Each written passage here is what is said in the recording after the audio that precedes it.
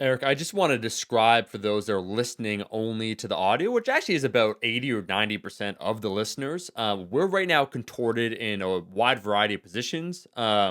It's hard. It really is hard to describe, but I'm going to let Eric try and describe it because right now we've been prepping for this one for a while. We've been trying to increase our mobility, and I think we've gotten in the positions we need to be in.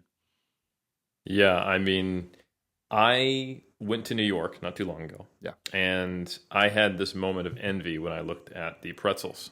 Yeah. I didn't want to eat the pretzel No. because I don't eat bad foods. Yes. I maintain my eating disorder with pride, but I did want to be the pretzel and improving my overhead mobility, becoming someone who has earned the title of weightlifter is my goal. So I have been contorting myself in many ways. Some of them potentially not legal in the States, which is a good reason I moved to New Zealand, at least some states, you know. Great. The United States of America are not a monolith, and we have many laws that are on the books that I'm sure served a great purpose sometime in 1810.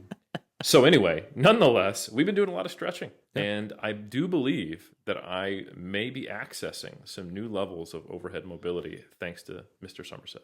And my friend, if you're a pretzel, I want everyone to imagine right now a spiral because I'm right now kind of like a snail shell, where it's I'm folding into myself. And they've heard surely about the supple leopard, but today we're talking about the tight tiger in the form of Dean Mm. Somerset, who we found out he didn't even shout out his gym, Evolve, which is in downtown Edmonton. But apparently, at his gym, he has a tiger if he needs to motivate people, and that should just describe everything you need to know about what we're going to talk about today. Yeah, I mean, you might think that a Theragun, a Mm. foam roller, Mm-mm. a vibration platform, Yeah. uh, bands, or a dowel are important. No, the key to your mobility, a trained tiger. Yeah, yeah. Evoking just that fear in your eyes, where when people say there's a gun to your head, like would you get more reps if there was a gun to your head? It's like Dean actually wants to test that out. It's like, no, there's a tiger that's going to kill you if you don't do another rep. You think you got another rep, and then he tests it out. And those that don't make it into his IG highlight reel, and those that do, we see on Instagram. And that is why you should only listen to people. That's one of the nuggets I feel we walked away from here, Eric. After I helped you get out of the pretzel position. I'm actually still stuck in a spiral. It's a terrible situation. Please help. I think I'm stuck like this. Um, Well, I would help you, Omar, but I learned from this episode as well that it's actually outside of my scope of practice yes. to help you or touch you. And I can put a gun to your head, Yes. but I can't put a Theragun to your head because I am not a physio. So, Scope of practice is important. That's what we talk about. We talk about today, Eric. We talk about that mythical word, mobility, stretching. There mhm. are, depending upon, and that's what I find so interesting. And one of the secret goals, or not so secret goal, of Iron Culture is to unite lifters across the spectrum. Where depending upon what portion of the community you're talking to, you hear the word mobility, and you might hear it's a cure-all. You might hear that it makes no damn sense, that the barbell is everything. And you might hear a lot of people that think they know what they're talking about, but really it's kind of one of those things, as you said, Eric. They say, like, torque in the system, got to mobilize the joint capsule, and then they kind of run away. It's like, sorry, what? Can you clarify that, man? Like, I wasn't clear what you said. I heard joint capsule and torque, but like you kind of trailed off there. So it's great having someone that's been in the space. He's been, as Dean will describe, a trainer now for almost 2 decades, and he's evolved with the times. He's kept a very open mind, and he understands when he knows what he's talking about, when he doesn't know, and most importantly, what he needs to do. And that's the mark, in my opinion, of a good trainer to help the client get to their goal, not simply give them a system that he's come up with, a rigid system, and say, this is going to work for you. I'm the guru. Follow what I say. 100%. Yeah. Dean is the perfect person to have on after we had our recent roundtable with doctors Nicola Camelli, Jordan Fagenbaum, and Quinn Hennock, because while we discussed the changing face and the new, I would say, kind of perception of pain, injury, rehab, and prehab, Dean is someone who works with, I think, 95% what would be called quote unquote special populations or clinical populations. He has the doctors trust him. We found out he gets a bunch of referrals from medical professionals. So he is helping people with, it's return to play in sport. For him, a lot of his clients, it's return to life. and finding what they can do and working with the realities in front of him and the needs of the individual. He's got a bachelor's degree in kinesiology. He's got a gym. He's been working with clients for 15 years, solving real world problems. And he's been in and amongst the literature. He's a great example of a practitioner who stays up to date with research. When I met him in Norway, when he was presenting at a big fitness conference that used to happen there, I was incredibly impressed with his level of knowledge, his experience, his practicality, and you can see the true depth of experience in someone who is humble to the level he is, because he knows the limits of his scope. He knows that there are things he doesn't know, and he knows what he can and can't do. No, it's, as you said, it's a perfect follow-up. If you enjoyed the pain science episode, you want maybe some practical takeaways, because we actually talk about our population, the iron culture enthusiasts. I think there's a lot to take away. Also, if you're a trainer, this one's for you. We go anywhere and everywhere, and by the end of it, you'll probably be shaped like a donut, a spiral, a pretzel, some sort of object that you are definitely not meant to get in that position, but you're welcome. I am excited to have our guest on today. There were no scheduling conflicts. This is live in your face in front of your steaming naked eyes. There will be numerous innuendos. It was said by Eric. He actually told me, and I already knew it from interacting with Dean. And I told Dean this in person when you came down to Toronto. I said, Dean, you're in the upper echelon, my friend, of, let's say, the evidence-based community, individuals that have the actual ability to communicate that information in a way that the general audience can understand without losing the fidelity of information. And I said, you have a ton of personality when you presented, when you're on my channel. Remember, you came down, I think it's like 3 years ago. And I told you, I said, you're one of maybe 3 or 4, and I'm not going to say who the other people aren't, so I'm not going to recognize who the other 3 are, right? So I want to leave it a little mysterious. But you, my friend, did a fantastic job, and it's just been something throughout the years, actually, all the way back from the T-Nation days, where you wrote articles, and then there's some of your articles had a profound impact upon my way of thinking. I mean, I would say in the last 4 years, maybe, there was the one where you talked about the numerous asymmetries that the human body has, every single individual's, where the concept against the concept of perfect. So there is no perfect, but you've been putting out excellent material. You've been doing the damn thing. You still train people, which I like. So your hand is right on the hip of numerous people, myself, Eric, and you could describe that after if you want. You have a gym. I know that. I actually try to have my buddy visit the gym. I would love to visit sometime. Just want to big ups you. Dean, you're in the house. And I was going to make the joke and call you Dean Sunset, but I honestly respect you too much. I'm just going to say Dean Somerset in the house. Yeah. Thank you very much. I mean, that's the best hype intro I could get. I mean, I don't think Flavor Flav could even match that level. That's pretty awesome. Thanks, dude. Thank you. Yeah, I mean, Flavor Flav might be able to match it if he had the big clock, but then you'd just be like, you know what, this is kind of a gimmick. I'm just not, you're not on that Dean level. So yeah, he yells a lot and he gets the attention, so I'm happy with that. But I mean, the depth and the breadth and the girth of what Omar was just delivering there, I like it. You've got the density, my friend. Yeah. So that is that for sure. And I just want to echo what Omar said. I mean, I feel like we met in between like two ends of the world. I came from the deep south. You came from the deep north, if that's a thing. I don't know if you can go deep north, but you came from Canada. I came from New Zealand, and we met in Norway. We came from just a lot of strange places to meet in another strange place. I was jet lagged, but even jet lagged, I could tell that you were an amazing presenter.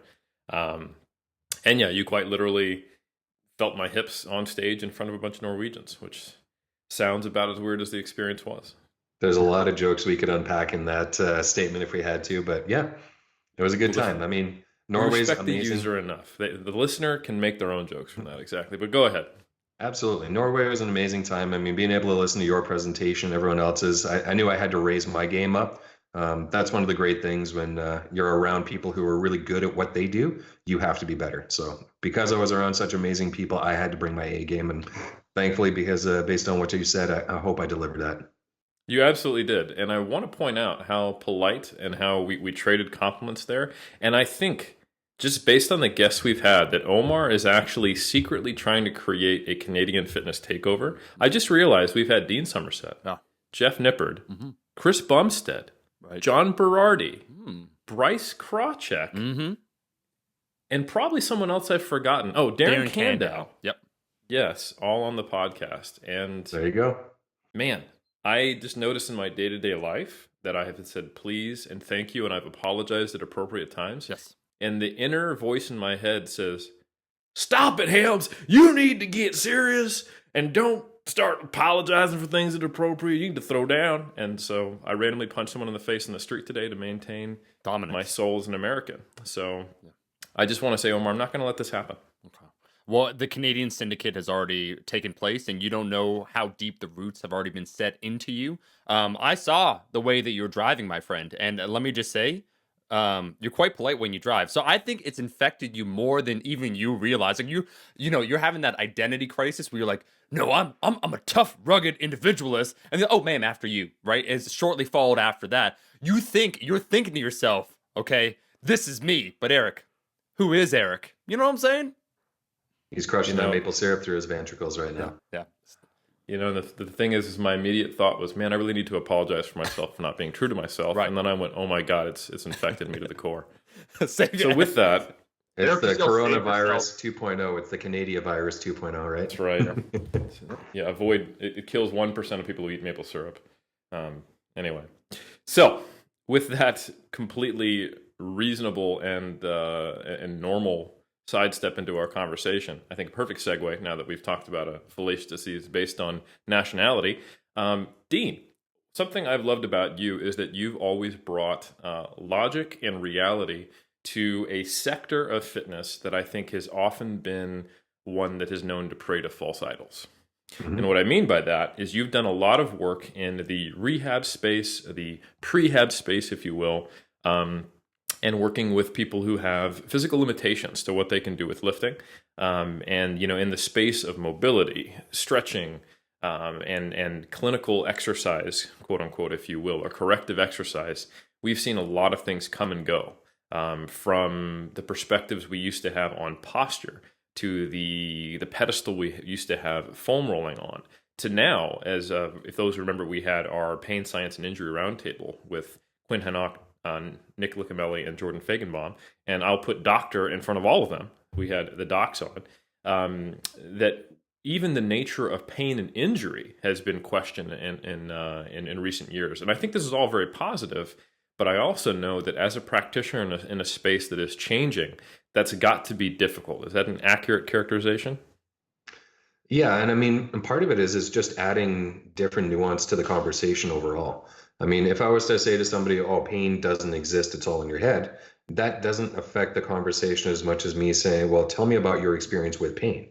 Mm. Both of them are kind of takes on pain science. One of them is not necessarily as accurate as the other, and I'll let the guys that are way smarter than that realm of expertise take that ball and run with it. But if I'm talking with a client and they say this hurts or it hurts when I do this, I need to have some tools to be able to approach that concept with my clients. So that means that I have to dig into some of the psychosocial elements of pain and be able to say, okay, well, why do you think this hurts? Or do you think it's only painful with this exercise? Maybe the exercise itself is the problem. Maybe there's something that we're setting you up with that's not quite working right. But a lot of it just comes back to how well can you communicate with the client to get the results that you're looking to get, and to have them buy into the process so that they can start to take some of the brakes off of themselves and start diving into the programming a bit more effectively. So if somebody's afraid that they're going to hurt themselves when they go to the gym because they have pre-existing issues, like maybe they have a sore back and they don't want to touch deadlifts because deadlifts are sucky and everyone hates doing deadlifts and no one's ever enjoyed doing deadlifts in the gym ever at any time.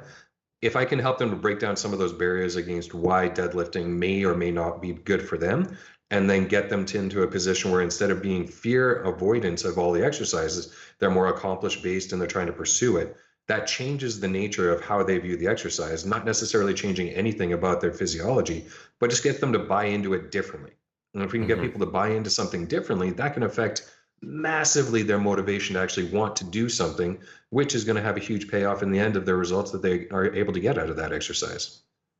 That's really well said. And I think, man, the cornerstone of what I heard there is that the way we frame things, the perspective we have, and the narratives we tell related to what is actually going on, which we only have a little piece of to really figure out what it is probably just as, if not more important than other aspects of this conversation. And I'm not going to speak for Omar, but I'll speak for myself, and I know he has some thoughts on this, that my own personal narratives related to the injuries I've had have been, I would say, critical for either my success or the delay of my eventual success in getting back into lifting. I think, Dean, you and I talked back in Norway before I actually had my hip surgery. And, for me, that was a pretty frustrating period. And then later, I actually had a neck injury that I thought I have to give up Olympic weightlifting pretty much permanently. And both of those actually went really well. I'm fortunate. And I know not all of these things do go well, but even when they don't go well, I think finding lateral movements or looking at what you can do versus what you can't has been pretty critical. I know, Omar, you've been, relatively publicly talking about some of the issues you've had. Is that a similar experience? Oh, completely. And I do have to big ups, and that's why this episode is just the Mutual Admiration Society, just how Dean conducts himself. And I do, Eric, I think I didn't mention this off camera, but I think a meta conversation we could take afterwards is the role of, let's say, the practitioner, the one that actually is still in the field, touching people, and how that's important in order to keep their coaching crisp. And I actually think that Dean, with a lot of the posts I see in his articles, exemplifies that, where you could tell there's still that real tactile, tangible experience in the trenches, and how that's of a high utility that sometimes is lost. I feel these days with a lot of, and I'm not attacking anyone here where I say online coaches, but yes, Eric, I want to say about the injuries what you're talking about, we've been open with one another.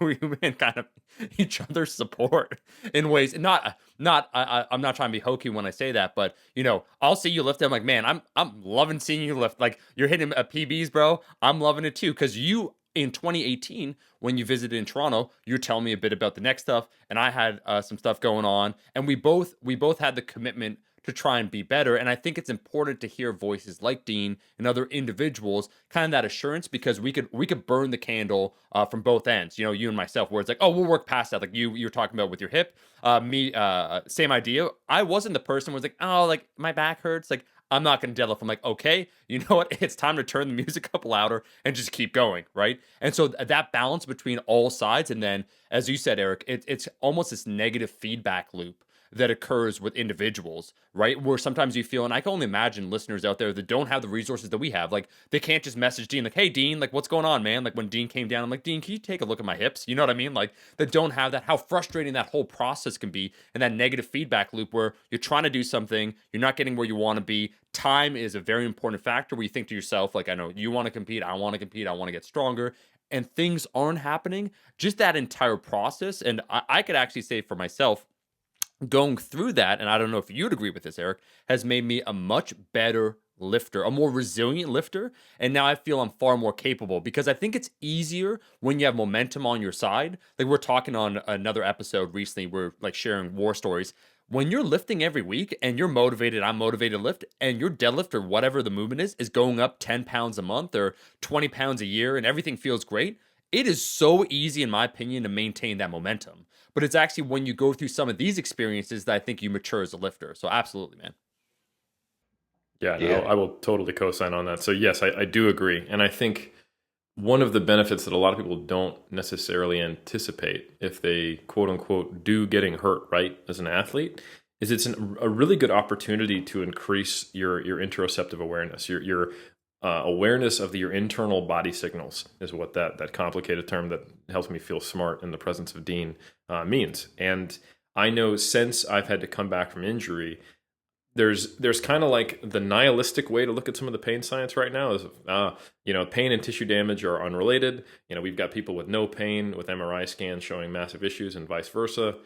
That doesn't mean anything. But that is not necessarily true on an individual basis, or that pain means nothing. It just doesn't necessarily always mean tissue damage.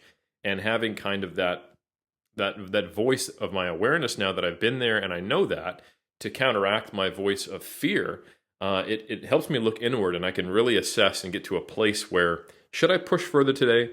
Should I drop back? Should I take a day off? Should I do a different movement?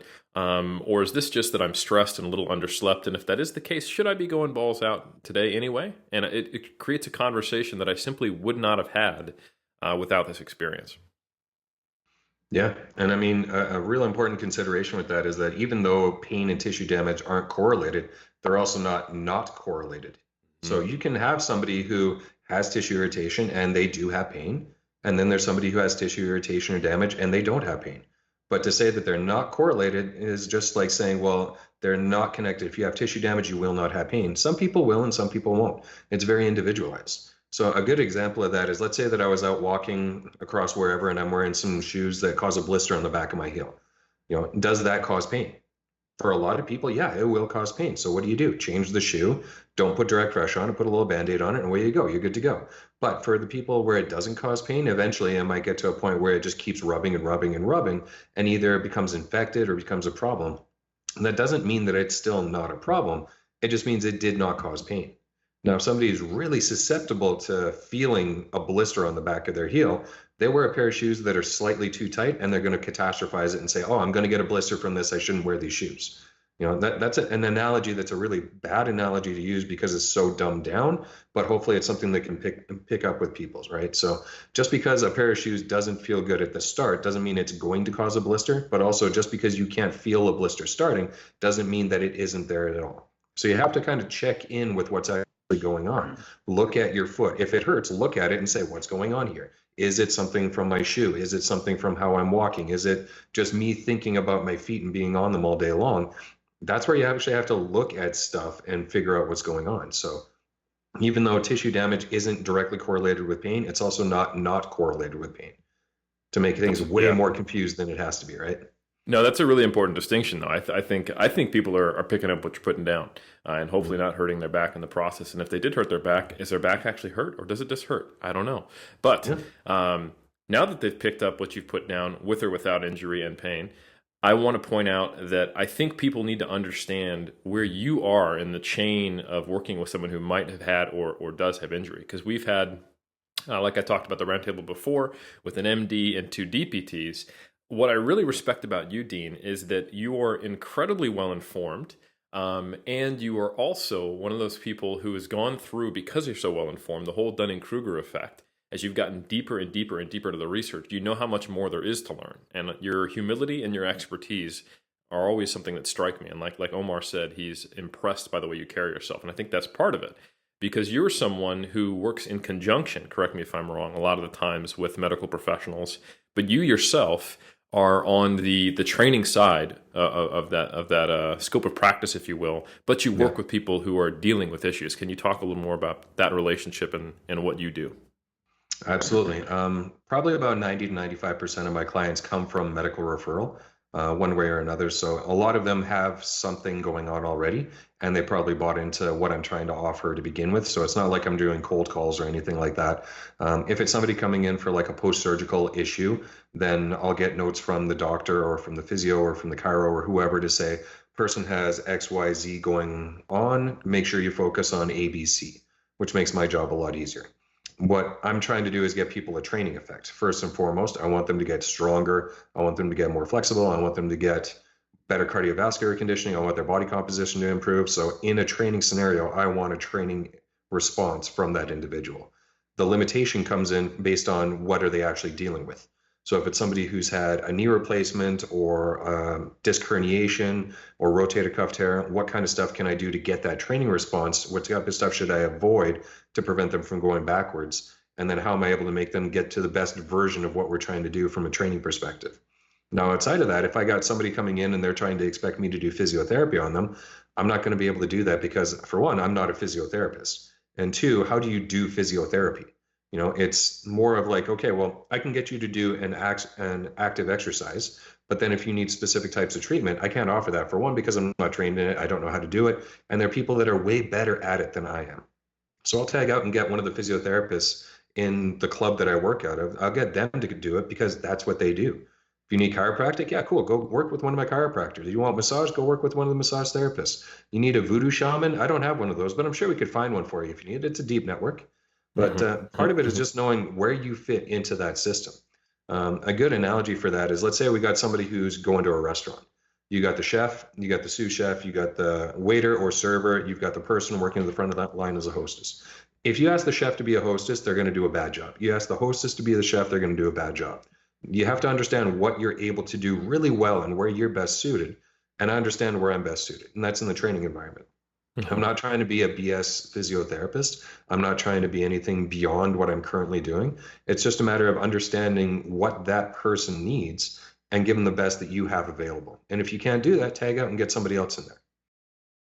Makes a lot of sense. So I think the upside is that you have a firm understanding of where you are. You have a referral network to get people the help they need.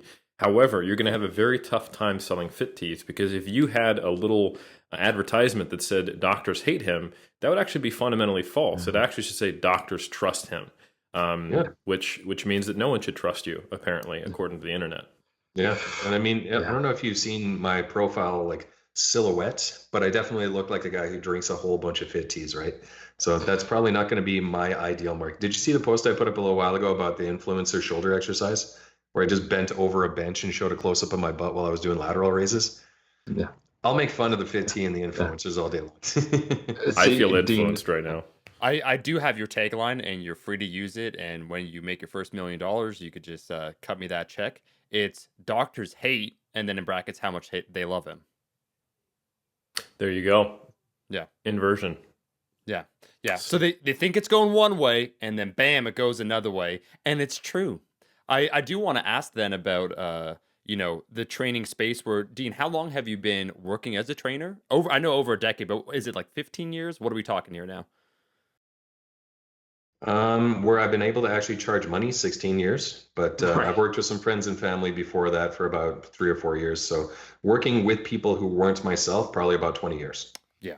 Yeah. And I'm just curious how your practice has changed, or your approach, because I know in that time, being at the forefront or trying to be as informed as possible, there's been so many changes, as Eric kind of brought up, where, foam rollers on a pedestal. I'm thinking 10 years prior, then, there was the animal flow. It depends on what segment in the community you're in, though. And that's why we throw in like the foam roller, animal flow in one segment. It's like, well, wait, what are you talking about the animal flow? Why are you saying that? Or even sometimes when individuals enter the space where, I think I told you this, Dean, we have a 130-pound steel cylinder at our gym if you ever want to just smash it on someone, right? So there's all different things being at the bleeding edge. I'm curious how your practice or approach has changed over those 20 years. So what you used to do, how you've changed, and what you've seen, because that's a long period of time, especially when things shift so rapidly.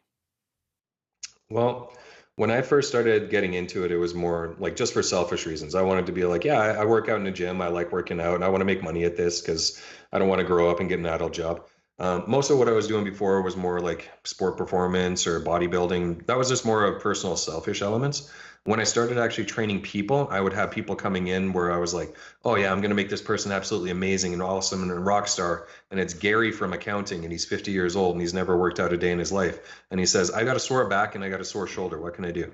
So I'd say, oh, well, let's do basic exercises. Here's a push-up. And he'd be like, ow, that hurts my shoulder. What else could I do? Okay, what else can I do? Now I've got a degree in kinesiology. What can I get this guy to do where his shoulder's not going to hurt? And then he would say, oh, my physiotherapist wanted me to do these drills. And it's like, okay, well, maybe I should talk to your physio because they are working with you. Maybe I should know what they're doing and what they would want me to do. So then reaching out to the physios and saying, hey, what should I do with Gary? He seems to not like push-ups. And just learning that process of, okay, well, what actually is going to work for the individual in front of me versus here's the theoretical stuff that everyone should be doing and taking it with you. I grew up in a household of mechanics. So every time a vehicle was put in front of you, it was make the vehicle work. Doesn't matter what kind of vehicle it is, pickup truck, snowmobile, gas powered lawnmower, whatever, make it work. It's just got to be able to do the job. So what works for one isn't going to work for another. You got to be able to pick and choose the tools that you're going to use for the job that's at hand and just make the thing actually do what it's supposed to do.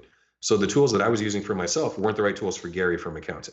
So I had to learn what that actually meant and then expand my toolbox by using things like foam rollers, movement flows, the steel cylinders if they were absolutely required for that individual, dumbbells, kettlebells, powerlifting, Olympic lifting, what was going to get the job done for the client who's in front of me. Now I've got some clients who are in their 70s and they have osteoporosis and they're very frail. They'll never touch a barbell. And I'm all right with that. So what can I get that person to get a training effect to move them forward that may not use a barbell because they are just not going to be ready for it? If I've been working with some people for 10 years and they're still not touching a barbell, does that mean that I'm a failure as a coach? No, because they've got 10 years of training experience and they're way further ahead than they were when we started. So for that person, the barbell is not a good tool. For my Mhm. client who's a competitive power lifter and Olympic lifter, the barbell is their main tool. So then we just got to figure out, okay, what's going to get the job done for that person? Do we need to do nothing but breathing drills or postural work or foam rolling, or do we have to spice it up and mix things around? So the cool part is that taking a bunch of courses, certifications, practical things where you're able to say, here's an application to learn how to use these different tools, just gives you tools to use. Then it's up to you as a trainer or a professional to be able to say, when do I use this? And when do I say, okay, this isn't working, let's pull back and do something different. I'm using the tools for a snowmobile when I should be using it on a Camaro. What's going on with that? Why is that tool not working? And how do I make a tool better? Or how do I use a different tool to get the result I'm trying to get? Eric, are you hearing this bullshit, man? I have bad news for you, Dean. You'll never be a guru, and you ought to be ashamed of yourself. I actually have. So by the time this comes out, the video will already have been out for a few weeks. But I talk about the concept: if you don't coach people in person, or if you don't have any coaching experience in person, you shouldn't be coaching people online. It's not like a one-to-one where you just make that. You have no experience whatsoever. You're just like, well, it worked for me. Let's get on it. The idea that your sole function, and that's why we brought up the concept, you still training people, and it's very evident in the things that you talk about, is that your sole function is trying to make someone better or help them achieve their goal, not give a system where it's like, this is my rigid structure that I've developed because I'm a guru and I've trademarked like, hey, this is optimal, whatever. This is the way. You know what I mean? Like I'm a unique, I want to stand out in this space. So I want to come up with some system that's a little bit unique, put my own spin on it. And you, when I put you through the funnel, you always end up in the same place. That's kind of like Team Guru or what we tend to see online versus a trainer that actually wants to help people where you're adaptable to what they want to do. And I love what you said, where you said, you know, a 70-year-old client, they'll never touch a barbell. Yeah, you're a powerlifter and you come to me, it's your main movement. And that flexibility we tend to not see because I think we're so arguing online over the like 3% or 5%, or we get entrenched in our positions where it's like, you know, kind of, I'm a powerlifter, I love to powerlift, so all the information I'm going to talk about is powerlifting. Oh, you got a problem? There's almost a reduction in thought that occurs where it's like, oh, you got a problem? Barbell can fix it. Like, don't worry about it. Like squat. Well, we're just going to squat. It's like, but that comes from my bias. Let's say a barbell bias, right? And so I like the idea where you're flowing with the individual and trying to expand your toolkit and understanding immediately from the inception that like, hey, like I know this much. You have problems that range from like here to here. Well, let me try and expand my network, so to speak, and then eventually be able to provide everything, or at least know who to refer to, so you're taken care of in a 360-degree viewpoint. I love it. Absolutely. I mean, that just comes back to just saying, you know, what's best for that person in front of you. Sometimes I can't offer it. So I got to find somebody who will be able to offer it and be able to do a better job. I had somebody reach out to me on email just the other day where it's like, hey, my shoulder's doing this or my hip's doing that. What do I do over here? I'm in the UK. I'm in Canada. So it doesn't really do me much good to be able to say, well, why don't you book a consult and come over and see me? I mean, that would be one hell of a commute to come to me. So then it was, okay, can you travel to this location where I know somebody who's really good, who might be an hour drive away from you? They'll be able to give you all the tools you need, but I can't help you because geographically, I just can't unless you really want to come to Edmonton in the winter. And I would highly not recommend that. So if they're able to drive an hour to find somebody who's amazing at what they do, who will do exactly what they need to, I'll just connect them because I just can't do everything for everybody. So I'll find the people who can. And that practical mentality, I think, is because Omar, what you brought up, that is a common thing we see among gurus, in that they create a system, they buy into it, then they either monetize it or they egoize it. They put their name behind it, and then it has to be the solution for them to maintain either an income stream, a business, or their perception of self, their reputation. But I think more often what's happening is it's not necessarily the gurus, it's their victims, or even not even just to really put the blame on gurus. I think a lot of this can occur in the absence of logic or the absence of critical thinking, such that it's actually really simple to simply sit there and go, I'm going to deal with the problem I have in front of me in a logical way with minimal assumptions or without this huge preset bias. Because what we often have is that we have these well-intentioned trainers who maybe they're going to get into a level of depth working with people that is quite intimidating because the barrier of entry is really low. You know, an interesting story, within a year of me becoming a personal trainer, I worked at the YMCA and they had a program called Silver Sneakers, to where people who were retired, I believe they had subsidized gym use and they had access to a trainer. And the trainer they had access to was actually a ATCL, so licensed and certified athletic trainer with a master's degree, who's also a CSCS. And he was kind of a mentor to me. But I was Eric Helms. I've been a bodybuilder and a powerlifter for a year, and I have my ISSA CPT, and I've trained my friend Branton in the Air Force, right? Yeah. So anyway, when this gentleman who had all of these retired individuals went away, he just handed me his clients. And I look up one day, and I'm like 22, and I have someone who has had 2 strokes, a heart attack, and has like 2 working joints in her body, and she's 75. And he makes a joke like, "Hey, just make sure she doesn't die during a session." And I'm like, is that even a joke? Because I'm actually worried about that, you know? Yeah, he says it as a joke, but then he's like, seriously, don't kill her, please. Pretty much. And even if he was joking, that was in my head. So I was deathly afraid. And, you know, I was someone who then I got my hands on the ACSM, like clinical populations training book. I read everything I could. But imagine if I had come from a different background, or the first thing I got exposed to, because this was pre-social media, was some influencer's post that said, "Hey, here's how you work with X population, and here's the solution to everything." And I had some system. I had some belief that posture was everything for her, and that I had some preset idea of what posture was, or it was the Theragun, or whatever, or some nutritional solution. And I think when you don't quite yet have the depth of knowledge, but you have an immediate need to do something, and you're thrown to the wolves per se in your career, which is actually a really common occurrence in training because the barrier of entry is arguably too low. That's when I think people become these guru-ites, you know, and they have to go like, well, I need a solution now, because it takes time to develop the depth and the expertise and the knowledge and get a degree and then get experience. That just doesn't happen overnight. And I think it's really understandable that people would like, okay, I need a system right now that I can use, follow these steps, and have confidence. Even if it's wrong, I'm going to be attracted to that because of the situation I'm in. And it is much more difficult, but in the end, a much more simple, logical process to simply go, okay, something is happening in front of me. I know what I can and I can't do. I'm going to collaborate with this person, figure out how they can move, how they can't, and then use the experts in my network for who hopefully I've developed or who've sent them to me to just collaborate. And I think those are, it seems so simple, but I think it's unfortunately not the attractive first thing that's going to happen for most trainers. Yeah. If all you have is a hammer, everything looks like a nail. Classic analogy. And it's so true. And I have been the person who hammered many screws, windowsills, animals who are hungry and they really just needed cat food. You know, it's that's not true.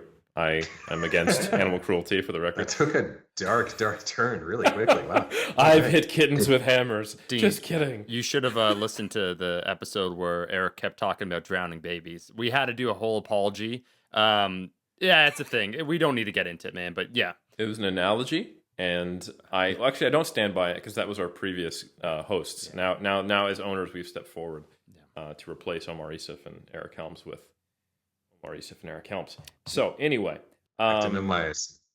Yes, Acton and Myosin, the tag team, the spin-off podcast that Omar will not let us have. You all really want in secret.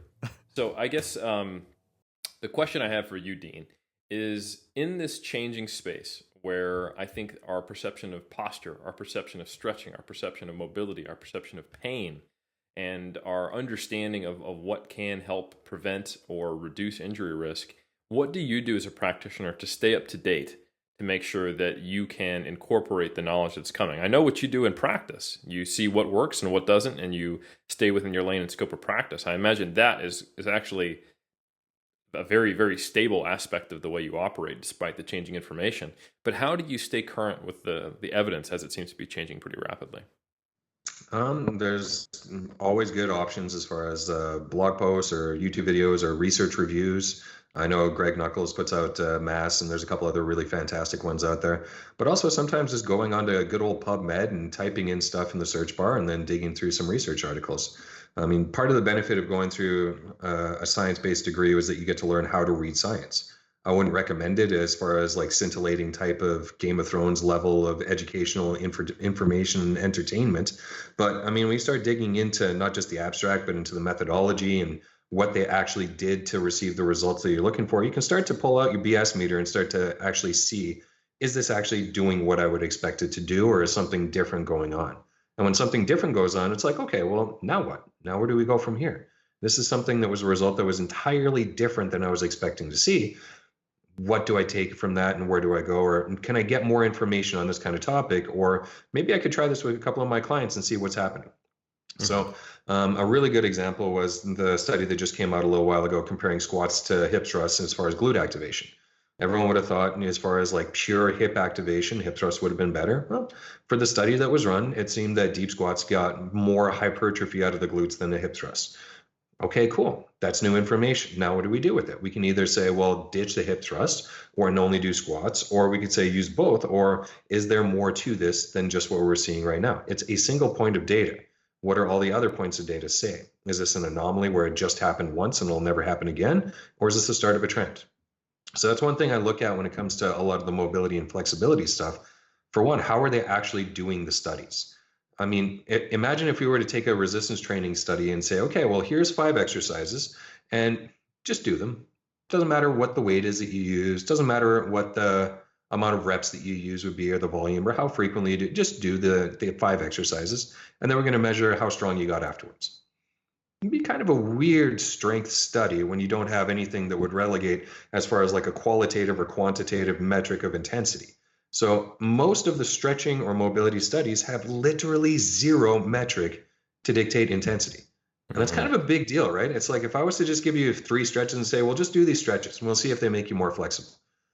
All right, well, if I do a stretch and I'm bored and I feel like a 1 out of 10 stretch, whereas Joe next to me, he's just going absolutely AWOL on it and just going into his stretch. And we're considered on equal playing fields as far as the study design.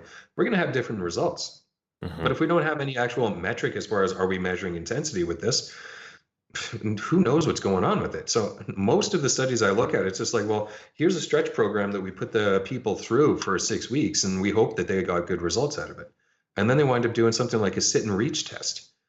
I mean, a sit and reach test does not test hamstring mobility. It tests mobility through everything, and you're actively pulling into the test. So in terms of measuring mobility, it's a really poor test of mobility, but it's used all the time because it's kind of used all the time. It's something that's been used in the YMCA and the military and all these different levels on a broad scale, and it's been tested and tested and tested. But it's like taking a shotgun to a sniper rifle convention. It's just not going to do the exact same thing we're looking for. So what would be a really cool test to run, and Eric, if you're ever interested in running some really cool mobility tests, you give people like actual clinical guidelines, like qualitative, quantitative measures of intensity, and then you put them under anesthesia, and then you manipulate joints around to see how far you can take it in a true static manner. You throw them under fluoroscopy to see what the angle of the joint gets to, just to get a little bit more of a specific quantitative data. Man, that would be a magnificent study to be able to run. The people who put that together through ethics, for one, it's like, all right, we're going to crank on your joints, then we're going to knock you out, and then we're going to manipulate you and throw some radiation at you. That would be an amazing study to run. I foresee that having some minor barriers at the IRB level. However, screw them. We can go through that. All we got to do is just acknowledge it, right? Absolutely. We've given them informed consent. We're going to put you under anesthesia, inject dye into your hip, and then just see how far we can crank your leg. And you can't say this is too far, it hurts, because you'll be unconscious, so it's fine. Exactly. But that removes the limitation of perception. So the pain science people would be all over it, because then we'd be like, all right, cool. They don't even feel it. They're done. And I mean, if anything, we could always just do like a spinal block. We just inject stuff right into their spinal cord, and that would remove some of that ethical limitation. It might produce some new ones, but well, this is where like science becomes fun. Exactly. It sounds like you're for removing morality so we don't have to worry about ethics in the first place, which is kind of the that's the key to moving forward with science, in my opinion. So that's no, I really appreciate that. But no, you make a really good point that when you don't, not only will you get different outcomes, you might even get different mechanisms in some of these stretching interventions. Like, for example, if you look at the stretching research, there are some studies which show, most of them, which I will point out, do show an increase in range of motion. However, some attribute this to an increase in the actual muscle extensibility, so an actual change in the mechanical properties, but others just attribute it to an increased stretch tolerance, which is basically saying like, yeah, I'm more comfortable with being uncomfortable, and I can reach a little further. And the question is well, does it matter? I think that kind of goes back to some of what you were getting at is that you deal with what's in front of you. You deal with the limitations and the beliefs of the individual, and you give them graded exposure, working within your scope of practice, working with the person, most importantly, and you try to get them to the right spot. And like, someone I respect a lot, Dan John, said, from the strength conditioning or trainer's perspective, if it works, I was right, And this isn't to say that he is, blindly ignoring evidence or science or mechanisms, but just at the most basic level, you are like a mechanic. Someone comes to you with a problem, you assess if they've even accurately identified the problem. You acknowledge that even if they have inaccurately identified the problem, they still carry that belief, and then you shift them towards what you can do, what you're able to do, what is feasible, and what they're willing to do to get them to a solution. And if it works, it works. And the question of why it works may impact your practice, but more often than not, it's just an interesting academic aside. Yeah. And I mean, if I say that the soreness that you feel after a workout is not from lactic acid, but from a pH shift, okay, whatever. If I say to the client, yeah, it's because you build up so much lactic acid in your muscle and it's sore, does that change anything for them? Literally, it changes nothing. It gets you more academic credentials, but it gets you more close to actual thing causing the muscle soreness. But again, it doesn't come back to saying one way or another that changed anything about the fact that you're sore after a hard workout. So if I was to have a client who is having a hard time getting their arms overhead to do an overhead press, and we do all types of stretching, all types of stretching, all types of stretching, and we're done that stretching, and then I get them to stand up and say, okay, put your arms over your head, and they still cannot put their arms up. Did any of that stretching help them actively put their joints into the position to put their arms over their head? No. Even though all of the stretching affected the muscles, the tissues, the joints, all that kind of stuff, we may not have used the active support system to push their arms into that overhead position. So they didn't build active range of motion control, they built passive range of motion, which is fantastic to have, but now we need to actually do something with it. So if I give them a stretch program that's designed to help them put their arms over their head, and then I say, put your arms over your head, and nothing happens, I didn't do my job properly. Something went wrong. So that's why I like the Dan John quote, if it works, I'm right. So if I get them doing other stuff, and then I say, okay, put your arms over their head, bing, they get right up over their head. Fantastic. It worked. Now can I do that with the next 100 people who come through the door? I love it. I think I hope that we've presented some really good perspectives on what evidence is important for, not just whether we know it or not, and what kind of the logical perspective someone who's trying to do what you do has. I'd like to get into some more practical things. Like you actually talked right there about, well, like stretching might have not helped someone actually have that overhead mobility. For the lifters out there who are trying to do things that require more mobility than they have, what are some of the useful tools? And this may be a selfish question as someone who's turning 37, trying to do Olympic weightlifting, and don't quite qualify for saying that I'm a weightlifter yet. I would put quotes around at the stage. Yeah. And I've experienced exactly that. Sometimes I do a lot of stretching and I can get a little more mobility, but when it comes time to actually do a jerk, I'm kind of sway back. I shift forward to get under the bar because I just don't seem to have that same shoulder flexion to get into the right position or something else. Yeah, it's a very general question, Dean. But when you answer, just if you want to name the client, you could just refer to the name as Eric when you answer. Yeah. Yep. Okay, so there was a lot to unpack right now. How do I make you get better in putting your arms over your head to catch the bar? Is that the basic gist of it? Dean, I want to squat 100. I want to jerk 120 kilos after this conversation. I'm currently doing around 112, 114 at best, and I think it's due to my mobility. Fix me now or forever feel my ire. Okay, so do you have issues with the catch, or do you have issues more in terms of getting lined up underneath the bar with a split position? Where do you find that you have the biggest challenge? I think it's both of them. I feel as though getting into the right position makes me shift my weight forward to try to get underneath it. I don't know if that's maybe I'm just actually not pressing backward well enough, or I'm not splitting straight down when I do my jerk. But I do know that when I'm in the catch position, it's very easy for the bar to come back on me and me to lose the scapular elevation and elbow extension. So I get little press outs in the catch quite commonly. Okay. So there's a couple of things that could be going through there. And obviously, to figure out, we'd have to go through a bit of an assessment and just say, is this actually happening, or am I just making stuff up that might be there? Mhm. Thoracic extension in the catch may be a little bit limited, which isn't uncommon with a lot of people. And if the ribs start getting compressed into the anterior compartment around the sternum, or you start getting a lot of intra-abdominal or intercostal tension, it's going to pull you into that thoracic flexion position. And then to get your arms up overhead, you're going to have to do almost like a hinge on the thoracolumbar junction. So if the rib position here is flexed and I can't extend, I'm pretty much just cranking between where my lumbar and my thoracic spine meet to get into that position so that I can put my arms over my head. So if you can't quite get that thoracic extension position, it affects how your scapula move into that upward rotation position. If you've ever tried to do a row without extending your thoracic spine, your shoulder blades don't really go very far. So if you're trying to get into an overhead position, there needs to be a degree of thoracic extension to allow that upward rotation. The next part on that might be maybe you're just not getting the shoulder blades to rotate up. Maybe you're doing something where you jam more into your upper traps to get that stabilization. Your serratus aren't pulling you forward. So I would look at, are those movements actually occurring to get you into that overhead position? And if they're not effective or they're not moving enough to get you in that position, that's where we'd start. So the Mhm. limitation, the biggest limitation is where would I want to put it? Put most of the effort. So if we need to get you more thoracic extension in an active component, then we go through some active thoracic extension drills. Doing the extension on the roller is a good starting point just because it gives you a chance to say, can I access that range of motion? But then we got to put you under load.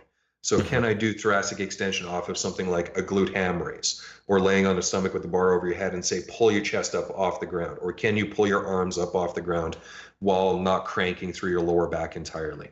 Can we get you to use your shoulder blades to rotate into that overhead position? So we might need to work on just getting some scap motion down. And then from there, can we actually get you to catch into a position where you're using thoracic extension and upward rotation? Because sometimes we take the individual components, but then we don't put it back together into the full piece. Yeah, I think that's where a lot of people have the disconnect is they recognize I feel tight in X muscles. I understand that those muscles move X joint, so I'm going to do Yep. static stretching on my pec or Yeah. on my biceps or on my lats because I want to get that shoulder position.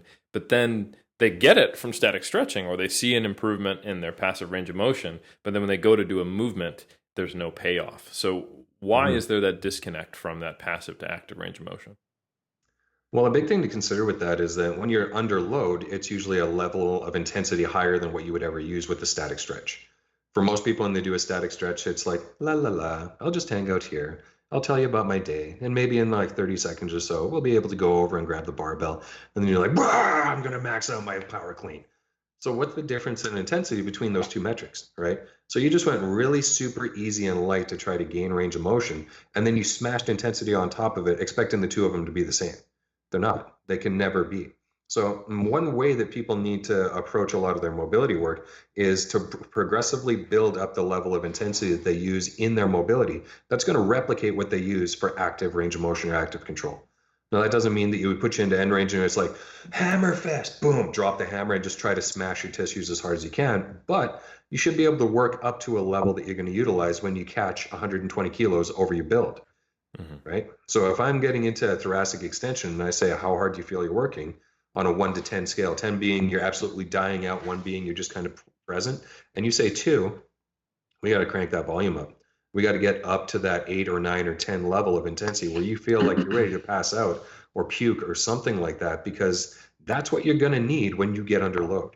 And if I Hmm. can prepare you for that appropriately in an isolated manner, and then prepare that in a different exercise that involves scapular upward rotation, and then put a bar in your hand where you're ready to go, that's going to have the best carryover to the effect that we're trying to produce. That makes a lot of sense to me, Dean. And I think where to kind of to square this circle, I made a post which I think you guys both saw about stretching not too long ago. And it's actually two posts. The first post was just my Olympic lifting schedule, Mm. and I mentioned how on my 2 days off I do a lot of stretching to the areas that I can't access. Which Hmm. in my assessment is basically shoulder flexion is the most obvious portion of that, and also thoracic extension. And there was so much pushback on the idea of me doing static stretching because everyone kind of had the mindset they were right, but they were wrong of, well, your training in and of itself is the most specific form of mobility work you can do.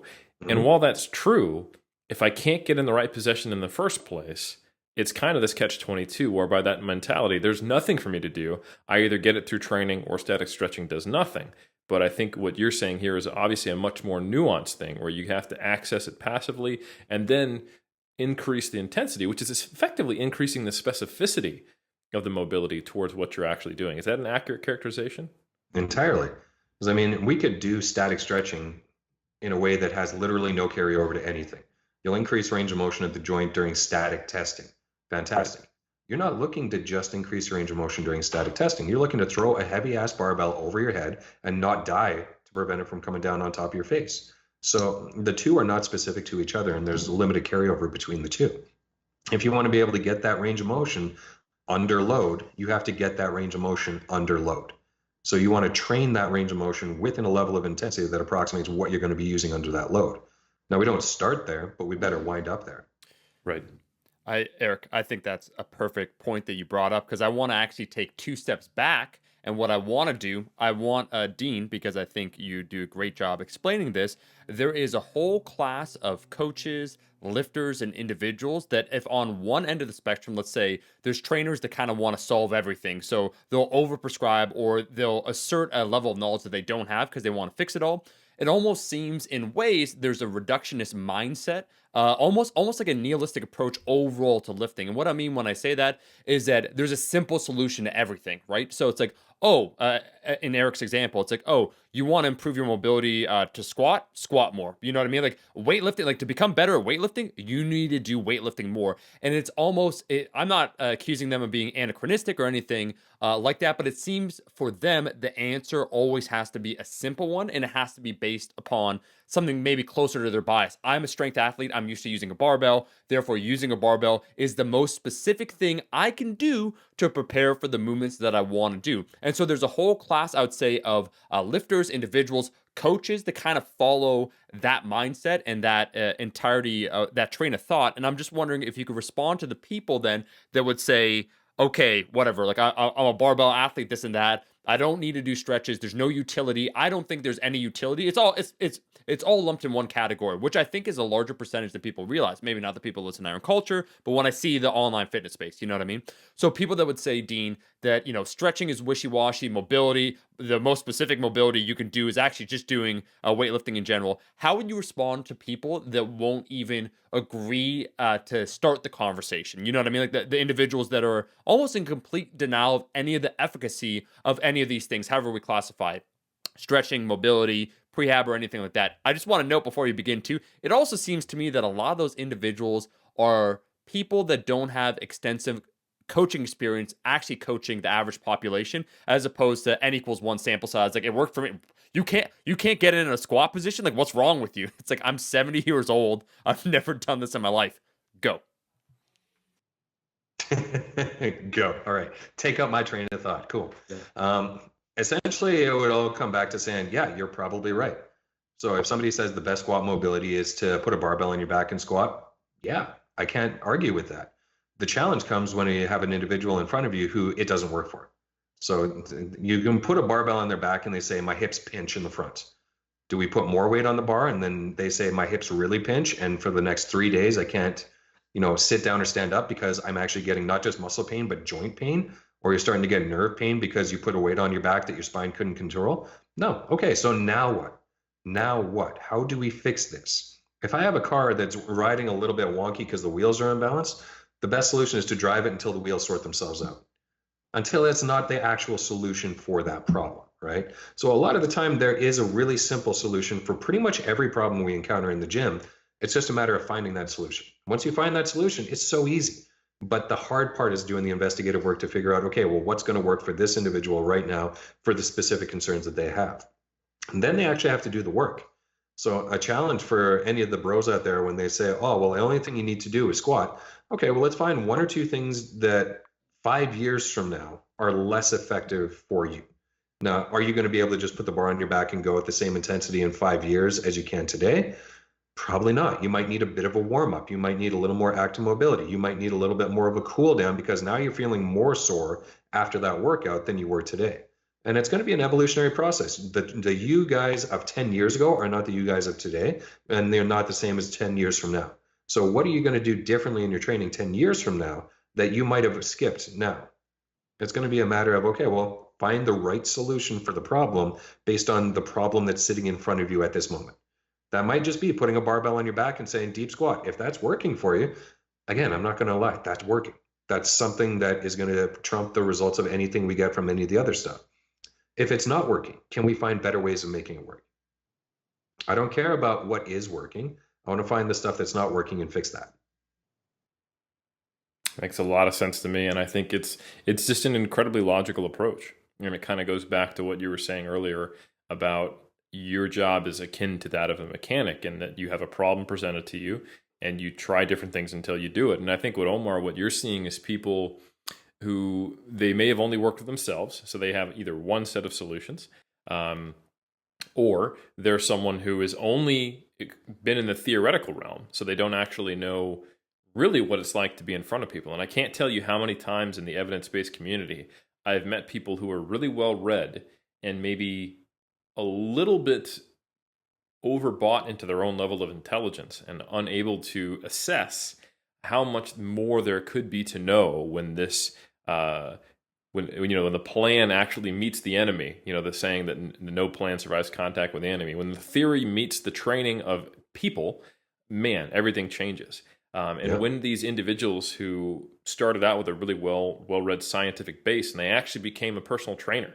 they went from being PubMed Ninja to, let me get a job at 24 Hour Fitness, which I highly recommend. They went, oh my God, I didn't realize how little I actually knew, because they would see problem, I have solution based on what we know from science, and then it doesn't work and they're paralyzed. Yeah. And I think that is something that is the hallmark of an experienced trainer who isn't terrible, is that they just keep trying shit until something works. You get so much experience with trial and error because you do start, probably, hopefully, depending on how many tools are on your belt. There's nothing wrong with having a relatively sparse belt to start, so long as you're aware that it's sparse. You try the tools you have, they don't work, and then you go, crap, back to the drawing board. And that process is so valuable for the trainer because it makes you really good at what you're doing. And it sounds like you've had a lot of time doing that. But the problem is when people don't even realize that process needs to happen and is probably most important in the first place. I think that's what Omar is getting at. Yeah. I mean, there's the old Mike Tyson quote, everyone has a plan until they get punched in the face. Omar was thinking about that one. It's a little bit less Socratic, but it still does the same effect as the one that Eric put up there. But I mean, the biggest thing is just making sure that you communicate with the clients and look them in the face and say, so now what? Did that work for you, or what is the result of that? We got a client who's getting ready for the Paralympic Games in Tokyo this year, and he hit a PR in his squat. We've been training for the last couple of years now. This is the first time in a couple of months where the bar moved up, but he's been changing up his cycling program and he's been getting better and better and better at that. But this is the first time his squat weight went up. We tried a different bar setup that seemed to work really well with him. The numbers went up. Cool. That worked for him. It was great. Another one of my clients cannot use the same bar because the arms on the bar are too long. This is a transformer bar by Kabuki. So the arms on that bar are too long and hits her in the thigh before she gets to the bottom of the rep. So it doesn't work for her using that same bar. Would I expect her to PR using the same equipment? No, because it's just not going to work. So when she did the squat, and she's like, I can't use this bar. Well, I just spent $1,000 on that bar. You better be using it. No, I'm just kidding. Everyone in this gym is using it. Every single person is using it, and they're going to pay for it. But no, I mean, it's one of those things where it's like, okay, well, the equipment didn't fit that person. I could have all the greatest plans in the world. You're going to do a 5-3-1 squat, and we're going to go AMRAP and WOD and EMOM and all the kind of fun, cool acronyms we want to throw at it. But the bar literally did not fit that client. So what do I do now? Okay, well, whatever. Goblet squat. What? We'll find something that works. And if you've ever tried to train a client in a busy gym, you got to think on your feet. If there's 15 people trying to find 3 squat racks, I'm not going to take up that squat rack with my 10-minute intervals of rest periods after the 3 rep set unless I want to feel like a real jackbag and have everyone in the gym hate me. And if I'm a trainer running a metabolic circuit with 15 squat racks, 3 medicine balls, 2 kettlebells, and maybe a trained tiger, I'm not going to be everyone's best friend by the time that day is over. So busy gym time versus dead gym time, you got to program differently. Well, it doesn't really matter if you have a trained tiger because everyone will do your bidding. But I recognize that not everyone has the same equipment that you have in your gym, Dean. So here's a shout out traintigers.com for gyms. Yep. And so Omar took it back 2 steps. I want to take it back like 5 steps. We just keep backing up this podcast. We're gonna we're gonna call this the backpedaling podcast. I would like to know when I more often than not, I think people talk about mobility, they don't really know what they're saying. I think some people seem to confuse movement preparation, stretching, and warm-ups, and then quote unquote mobility, all in the same kind of mishmash of terms. And then they might, when you ask them what they're doing, they mumble something, they say Kelly Starrett, and you hear myofascial and they run away. But you don't really know what you're doing. So could you help us understand what is mobility? How much do lifters need? How do they attain it? Should we be spending 30 minutes before we train and then 10 minutes of training, get hurt and leave the gym? Is that the right way to do it? Or what is? Please use torque as many times as possible in your answer too. Bonus points for that. Yes. Do I talk about sagittal plane torque or frontal plane torque? Because I think that's going to be the big differentiator. If it's not transverse torque, I don't know what torque is. There we go. So the big thing to consider, let's say take somebody who wants to be a squatter and get to depth to get white lights on a platform, because that's something that everyone can probably visualize on that. How much flexibility available to get into position does the individual have? They need to at least have the joints available to get into that position. Now that joint range of motion depends on whether or not the femur is rotated forward in the hip socket, whether the hip socket is rotated forward on the pelvis and allows for flexion range of motion. If the joints literally don't have a flexion range of motion to get into that squat pattern, you're not going to get there. So if you have bone on bone contact at 90 degrees of hip flexion and you're squatting high, you can't manually or statically or dynamically or whatever warm up you want to use reshape your bone. And if you really try to jam into it and push on it and push on it and push on it, then you start building up a callus on that bone, just like the callus on your palm when you start deadlifting. That callus turns into femoral acetabular impingement, which therefore reduces your range of motion even further. Then you start tearing labrums and doing all sorts of funky stuff. If I was to take my head and try to push it through the wall, I would only get to the wall, and then after that, damage would start happening, either to my head or to the wall. Probably to the wall because I got a thick head. So if I'm trying to jam bone into bone, bad stuff happens. So you have to have the right joints to get that depth. If you didn't pick your parents appropriately, you probably won't be a good squatter. That's kind of the hardest reality that a lot of people have to face is it's like, you know what? We can mobilize for the next 6 months, and you won't see a millimeter change in your range of motion. Because if your joints just don't allow it, your joints just don't allow it. The older you are and the more gristled in and dense your bones become, the harder it's going to be to change range of motion. If you're like 12 years old, your bones and joints are so bendy and pliable that we could probably get you there with a little bit of overstretch and forced training. It's not going to be comfortable, but the limits and the risks to that population are going to be significantly less to somebody who's 50 and wants to compete in masters powerlifting for the first time. So if you have the joints, cool. That's step one. If you don't have the joints, we're already 3 steps behind. So you have the joints and you're able to get through the range of motion. Now we have to actually get you to learn how to get into that bottom position and then get back out. So that's where the movement preparation, the warm-ups, all that kind of stuff to be able to learn how to brace into and out of the hole becomes important. If you're training really hard and really intently and you have a high volume and high frequency, you're going to get beat up. So that's where movement preparation, restoration, foam rolling, all that kind of stuff plays a role because it's allowing you to train at the intensity you want without having adequate recovery. Now, when you say without having adequate recovery, that's like, well, if the average person goes to the gym 3 times a week, they're probably not in that boat. But if they're sitting in an office for 40 hours a week, they might need to do stuff to take some of the pressure off of sitting in an office chair for 40 hours a week in order to get their best productivity out of the gym. So the flexibility is you have to have the joints. Movement preparation is more about, can you now do the thing you want to do? Can you get into that bottom of the squat pattern and then get back out? If you're not able to get into the bottom of the squat and then get back out, then we need to get you ready to do that kind of stuff. If you can just throw a bar on your back and drop it like it's hot, dip it low, pick it up slow, cool. We don't need to do any movement preparation because you're already there. We might just have to do a couple of build-up sets. Throw a bar on your back, now do a set of 20 reps. Cool. You'll be warm and you'll be able to have that pattern ingrained. Now we can start gradually adding loading on top of it. But if you do your first rep and you're like, oh God, this sucks. Why am I so tight and painful? Oh, why do my hips feel like the Tin Man? Let's get you ready to lift. That's where movement preparation, foam rolling, dynamic warm-ups, all that kind of stuff plays a role. It gets the joints ready to do the lifting stuff. If we were to just say, oh God, my hips hurt, throw 405 on there, they'll hurt less. Probably wouldn't be my first guess, but I mean, if you're an equipped lifter and you throw on the squat suit and you say, I need 405 to break parallel, yeah. All right, cool. I'm not going to argue with you. But if you're somebody who's not squatting 900 pounds raw, then we might need to do something a little bit different. So let's work on getting you ready to lift. And a lot of the time, I'll get a client under a bar and say, okay, do a warm-up set. And I'll just watch how they work. If they're getting into depth and they're coming back up, it looks controlled and everything's happy, cool. That's your warm-up. Let's throw a little bit more weight on, let's go. If it doesn't look the way I would expect it to, or like they showed me the last time they worked out, tell you what, come on over here, let's do a little bit of mobility work, let's do some bracing drills. You look like your pelvis and your spine aren't talking to each other. Let's go through some dead bugs, some bird dogs, and get that canister going. Come back under the bar, it cleaned up, great. Now we can add weight to it. If it's just not working, hey, you know what?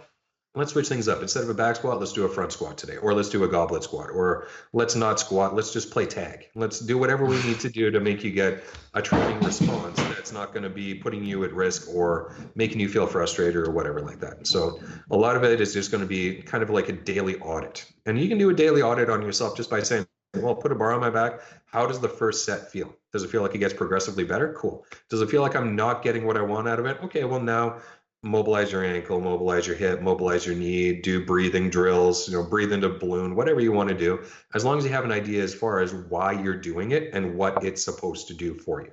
That is mobility. Just train to do the thing you want to do. Man, I think you summed it all up in that last part, is that things should have a purpose.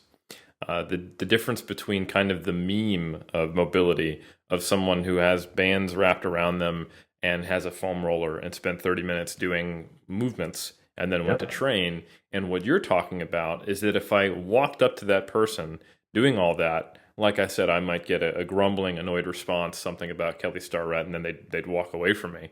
If I asked you while you were training an athlete, you'd say, well, I saw X problem, so I tried Y and then D and then Z solution until we were able to achieve this. And no, I wouldn't be doing this if they were able to hit depth on a squat, pain-free, with proper or consistent movement patterns that's appropriate for them. Then why would I be doing anything? We're good to go. And I think that is something that shows a certain level of understanding. And I think what my kind of take home from what you're saying is you should know why you're doing what you're doing. And I don't mean know why from a mechanistic perspective, like, well, this is causing X biochemical reaction. I just mean what you're doing should be solving a problem or preventing a problem from occurring that you have seen and repeatedly found a solution to, and now you're implementing. Is that an accurate way of looking at it? Yeah, and then it comes back to saying, what are we actually doing today? Mm-hmm. So if I'm trying to put a load on your back for squats, everything should be geared around making that squat as effective as possible with the least amount of risk. And by effective as possible, it's like, well, what are we trying to do? Are we trying to lift more weight? Are we trying to stimulate muscle tissue? Are we trying to produce metabolic damage? Whatever we're trying to do that thing. If that's the goal that we're trying to shoot for, do that thing in the best way possible with the least amount of risk. Yeah, I was well said. I was going to say that I find it interesting, Eric, that individuals, and I'm putting on my Mike Israetel hat, but I do tend to sometimes think in economic terms. So the opportunity cost, honestly, of doing some of these things where people, the individuals, as we say on Iron Culture, Dean, that poo-poo and woo-woo and do some of these things with like, again, mobility. I'm a barbell. I am an individual that the barbell was made for. It's perfect for all my solutions. It is the one-size-fits-all approach. I worship at the altar of the barbell. I don't need to do any of this silly ass shit. It's like, okay, well, let's back up for a second. you do 10 minutes of mobility stuff, right? You want to kind of prime your body maybe for those movements. What's the opportunity cost? So the worst thing that happens if you do the 10 minutes, and let's just say it actually doesn't improve anything, right? And you do it a few times a week, you lost 10 minutes of your time. It's like, you mean to tell me that in your week, in your day to day, your time is so precious that if you were to dedicate 10 minutes to something that's not going to have a negative effect, it's neutral to positive, that suddenly it's this thing that, I can't, yeah, you're doing that. And so I have seen that before, and that's why I've been in certain spaces where I got to give a shout out to Sean, who has he has an openness of his mindset where he's willing to try different things out. And I'm not going to say who the coach was, and sometimes I feel it's young bloods that are guilty of this, where they just think, once again, kind of what you said, Dean, I'll see you in 5 years and let's see if you're doing exactly what you're doing today, where it's like, you're 20 years old, nothing's going to hurt you. You know what I mean? Like, I was in the first time I even had to seriously consider something, I was in my later 20s. You know what I mean? Where for these individuals, like, you're 22 years old, the barbell, you keep increasing your deadlift and your squat, and therefore you think everyone else is like, oh, just warm up with the barbell, bro. What are you doing? But there's somebody, a certain guru that I won't name the name, from Wichita Falls, that is a big fan of the number 5. I wonder who you're talking about. Yeah. There's a lot of coaches, and 5 seems to be the number. So if you're to worship at the altar of the barbell, 5, if there's the Holy Trinity. 5 is it's the pentagon. Okay, it's the pentagram of gains, let's say. Pentagram, yes. This individual, Sean, went there, and Sean has an open mind. I think you met him, Dean, briefly when you came to Toronto, or no? That time at the gym, or no? Oh, okay. I don't know. Does Sean have a last name? Kelly, and you would know if you met him because he's a loud 53-year-old man who's like, you wouldn't forget meeting him. So I'm gonna assume he just wasn't there. It was probably honestly before he came into the gym. Anyways, he went to this certain coach from Wichita Falls because he goes to every single seminar that comes to town. Like, he's just always trying to learn. And Sean, at the time, he had a world record, whatever, in his category. That doesn't matter, though, because he wants to learn how to squat with this style. And he's told, like, here are the things you need to do to squat. And Sean's like, cool, okay, that makes sense. I'll try it out. It actually kind of feels weird for me. And I've been getting good results squatting this way, like squatting the way that I squat to depth, and it's no problem whatsoever. And the individual said, well, no, that doesn't make sense, because you need to do ABC, narrow your damn stance. And Sean's like, okay, I'll do that. And then they were supposed to work up to a set of 5. This is a true story. They're supposed to work up to a set of 5. And Sean politely, because when again, you're the guru, you're the individual I'm learning from. I'm not here to question you. I'm trying to give you feedback, though. Like, you're the coach, I'm the client right now, that I'm having trouble squatting 315 with this new style. I understand it could be a completely new technique for me, and I just don't get it yet. And maybe this is my more efficient eventual end outcome I should be doing. But if I'm to widen my stance and just, open up my feet a little bit more because my hips are a little bit different, I could squat this remarkably easier. I shouldn't change this. And the guy's like, no, like, stick with this. And he's like, and Sean, just being that guy, he's like, okay, got it. And he tried for, I think, 3 to 6 months, try to do everything that the person said. Like, this is the barbell. This is the way you must do these things. And he didn't get results. So just a funny, interesting aside, Eric and Dean, I thought I would share when it comes to some of these things where I do see, and again, it's not maybe the individuals, once again, listening to this podcast, but you see some of that resistance. You know what I mean? Like, you just prescribe someone 10 minutes of stuff that may or may not work. Like, who are you? Oh, pseudoscience. Wait a second. Pseudoscience. Get me the barbell. We're going back to squat. Yeah. And that comes back to that simple thing. Like, did it actually work? So if that guy had spent the 6 months going through that same training protocol, and all of a sudden he adds another 20, 50, 100 pounds onto his squat, cool. That's the result we're looking for. And it might have been one of those things where it's like, novel position, build up some ability with it, and all of a sudden you're able to go. But if he's stuck at 315 for 6 months, and then he's like, well, what if I just do this? And all of a sudden he's jamming 700. It's just not working, dude. I mean, we could be as guruistic as we want it to be, but then proof is in the pudding. Like, look at the results an athlete gets on a training program. Look at the results a trainer or a coach gets for their athletes on a training program. If they're consistently mid or low of the pack, that's telling you something about their training approach. If they're consistently at the top of the pack, that's telling you something about their training approach. Does that mean that they know everything? Absolutely not. But it means that they're getting results for their clients or for their athletes in a way that says, they probably have something good going on here. Maybe we should see what that is. Now, Eric, I don't want to correct him, but I think he's actually doing it wrong. If a client isn't getting results, you blame the client. You aren't fault. My plan is perfect, and you just weren't following it correctly. So I don't want to correct you, Dean, but yeah. Actually, that's funny because the joke you made is pointing exactly to the comment I was going to make. Is that I think there are two pieces, two useful anecdotes when you can assess someone's training skill. Is that just like you said, Dean? Are they consistently getting people, better than average or good results, or just helping people make progress in general? Because sometimes at a certain level, progress at all is quite good. Um, and the other thing is everyone using the same program or approach or not? Or does it differ based on the individual? Because if it's the former and that you see their successes, but everyone is using the same approach, you can almost guarantee that there is a survivorship bias. They're not telling you about all the people who they put through their only tool. I have my hammer program, not a nail, your fault nail, like Omar was saying. You're not going to be on my Instagram feed. So if you see someone only using one style of training, and if you learn anything from Iron Culture, it's that there is many paths to Rome. If you see everyone on the same program and everyone getting results, you can be almost assured that there is probably 80% of the people they have worked with who tried that did not get results, but didn't make the cut for the promo. So if you see someone getting results with a lot of people with, at least subtle differences between programs, that's probably a good sign. True. Yeah. Dean, I was going to say, let's talk now then maybe right down to the people, to the Iron Culture enthusiast, the one that's listening, because you've worked with a wide variety of clientele. I'm going to make the assumption here, just based upon our YouTube statistics. So maybe it's not an assumption, but it's informed by actual statistical data, because they tell you, and as long as we believe individuals to set up their account, which isn't entirely accurate, when they ask you, what's your age? Like a 14-year-old's like, I'm 25 because I want to watch everything on YouTube. But that be that as it may, it seems that the largest demographic for us is between 25 to 34. It is a split that is more predominantly male, but we're trying to reach everyone here. And then the next cohort would actually be above that. So I think it's actually 36 to 44 is the next one. So we have a spectrum, let's say, from basically. It's unfortunate if you're 35. Yeah, you're done. There's nothing for you. Yeah, you're stuck in the middle, right? Limbo. Yeah.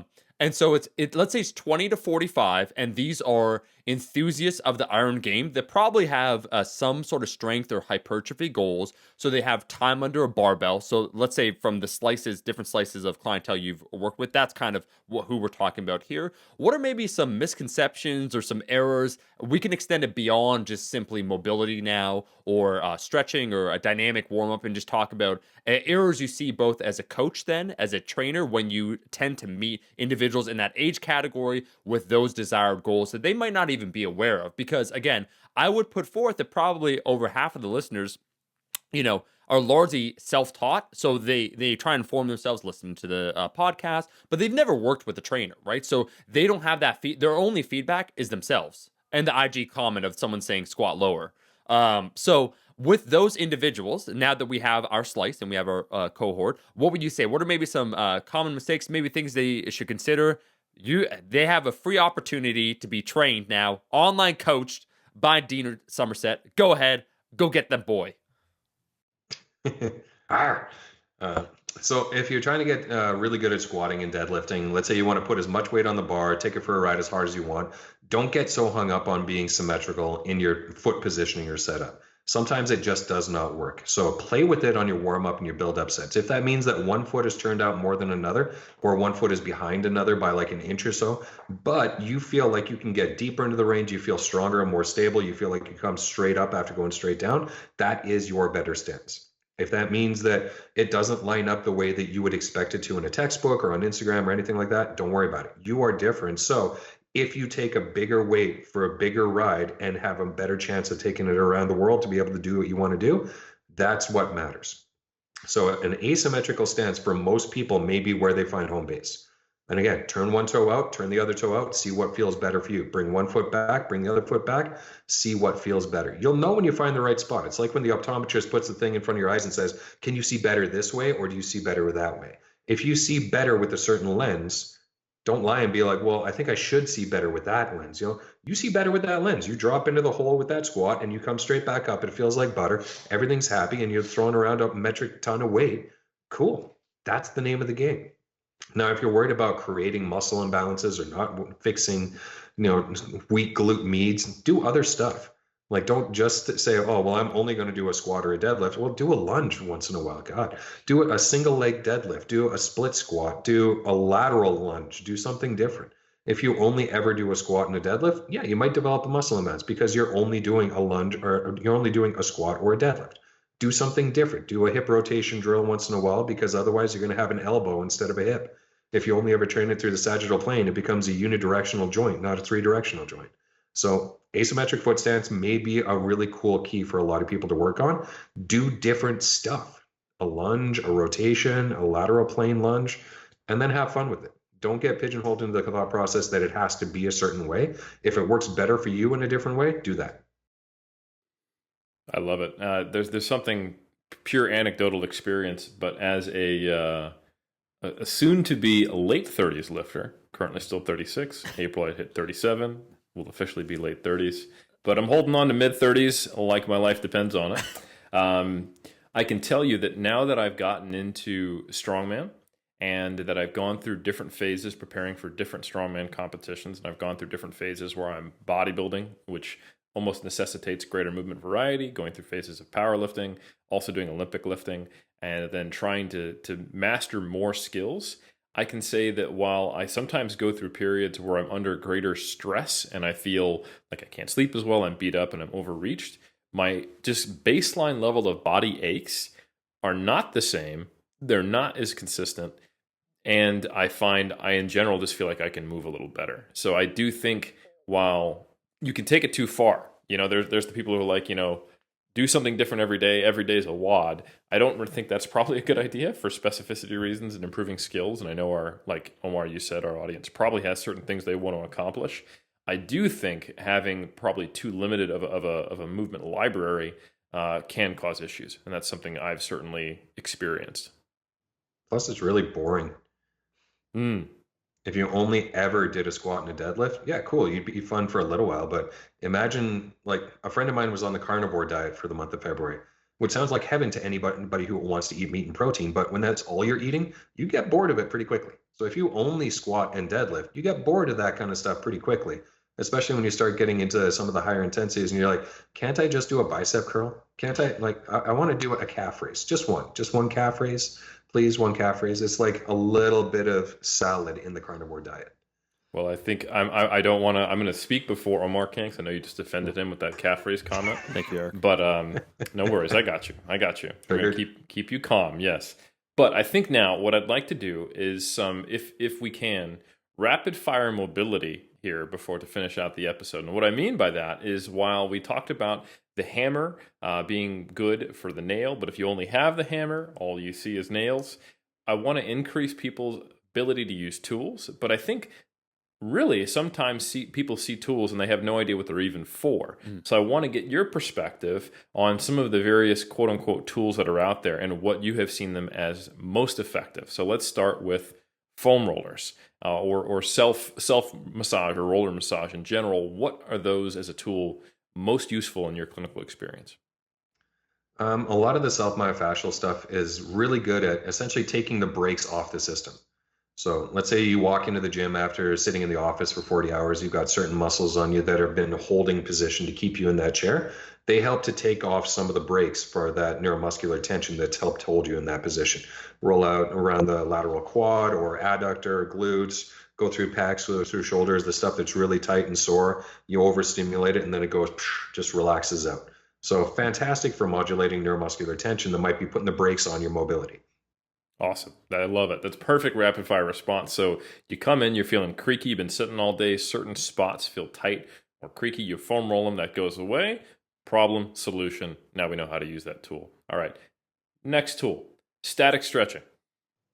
Really good for altering joint mechanics if it's done in excessively long durations.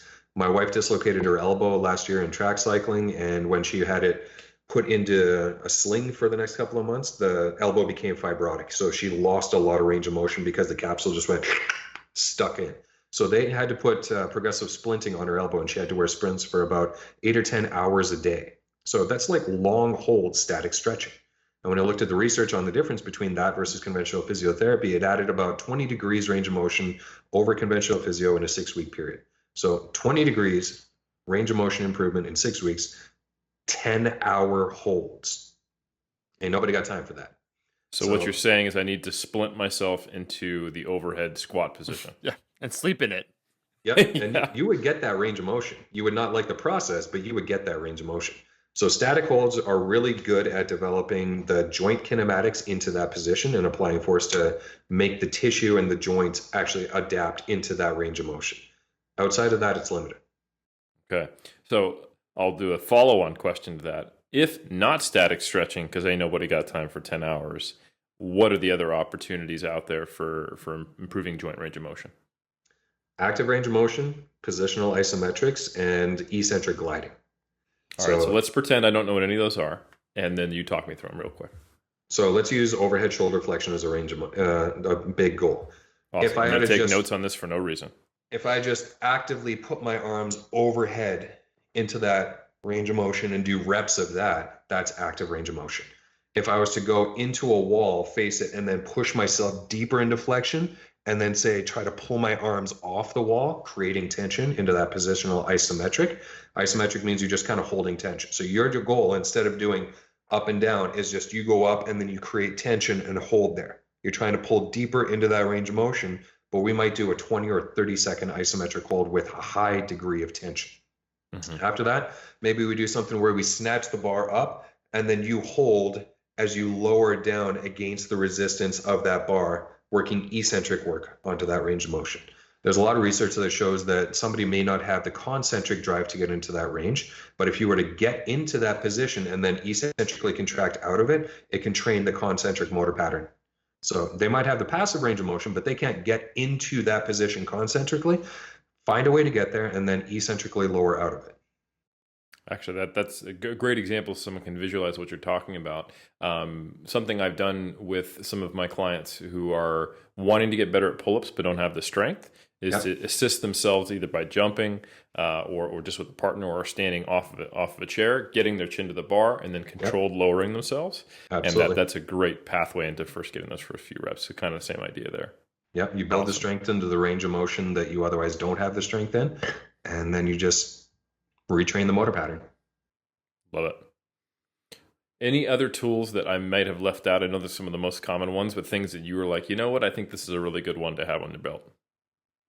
Some of those vibration tools like the Theragun or Hyperice and stuff like that, they work to a point. And there's a lot of research that shows that if you stimulate some of the spindle reactors by doing a vibrative mechanism, it can deactivate that spindle reflex and let you get into a range of motion.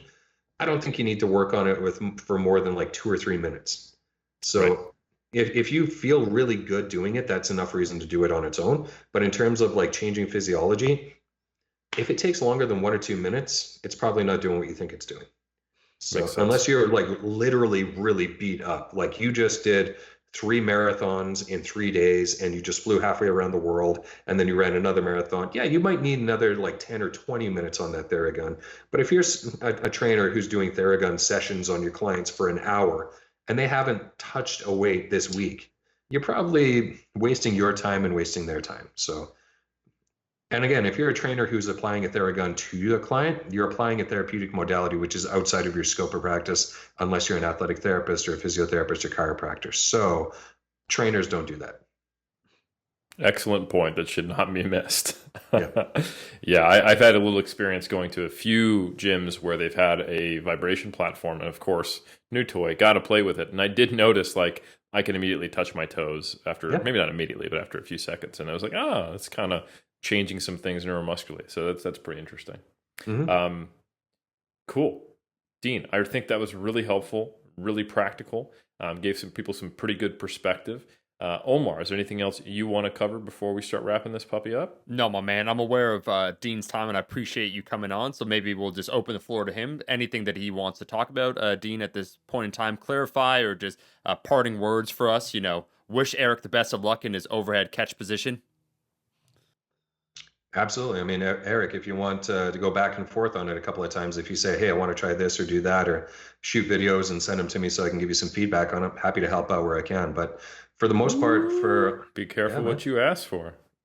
You know it. So for the most part, the biggest thing that I think that all the listeners should take away is train hard, But if you notice stuff start happening that's not going the direction you want to, find resources that could help you to get the answers to those solutions. So if you can't get into that deep squat, maybe it's a bone joint thing, but try different things and see what happens. Sometimes you'll respond to a different approach entirely different than somebody else will. If you want to torque your toes out, torque your knees out, and that works for you, great. But if it doesn't, don't hang your hat on it. Move on to the next thing. Find what works and then do a lot of it. The always practical, the always logical. Thank you so much, Dean. If people want to find more about your content, more about you, and they want to learn more practical solutions to this type of thing, where can they find you? My website, deansomerset.com, Instagram, dsomerset1. There's another account out there, Dean Somerset. I set that up a while ago, but I forgot the password and just started a new one. So yeah, so if you see one that hasn't had posting on it in like 3 years, that's the one that I don't know my own password to. So just go dsomerset1.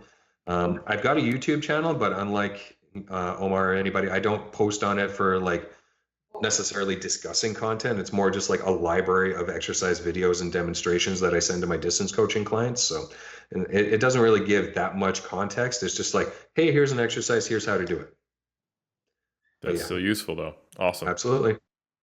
Thank you very much, Dean. I really appreciate it. And Omar, I'm going to let you close this one out. This is another episode of Iron Culture where, in fact, we learned that you can't just worship at one altar known as the barbell. Maybe there's more to life than just the barbell. I'm throwing it out there. Who knows? We thank Dean for being on. We're going to include the links in the description for you to check it out. If you want to help us with another battle, an age-old question, what's more important, sex or fitness? And right now, on iTunes, wouldn't you know it, Dean, the sexual health podcasts are crushing us. We're crushing fitness podcasts, but sex with... I found out, Eric, you'll be shocked to know this, but based upon the success of Sex with Dr. Emily, there's also now Sex with Dr. Jess. So we're fighting multiple fronts. Oh no, they're doing it. So we need your help and support. A rating and review on iTunes will help out the cause. You can leave a comment on YouTube. We'll do our best to respond. We're back every single Monday from now to eternity. We'll catch you in the next episode.